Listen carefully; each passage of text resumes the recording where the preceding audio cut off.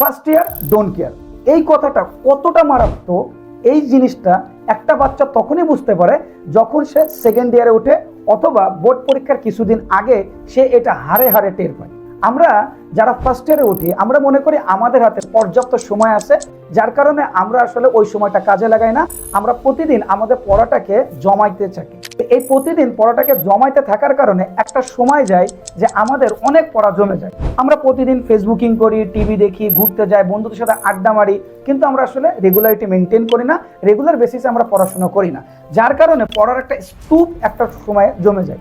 যখন আমরা সেকেন্ড ইয়ারে উঠি তখন আমরা চিন্তা করি যে আমাদের হিউজ সিলেবাস বাকি, তখন আমরা আজকে এই কোচিং, কালকে ওই কোচিং, আজকে এই টিচার চেঞ্জ করি, কালকে আরেকটা টিচার চেঞ্জ করি, এইভাবে টিচার চেঞ্জ করি ঠিকই, কিন্তু আসলে আমাদের আশানুরূপ ফলাফল আমরা অর্জন করতে পারি না। তো এই জায়গা থেকে তোমাকে যদি বেরোইতে হয় তোমাকে অবশ্যই রেগুলারিটি মেনটেন করতে হবে এবং একটা ডিসিপ্লিন লাইফ লিড করে তোমাকে পড়াটা শেষ করতে হবে।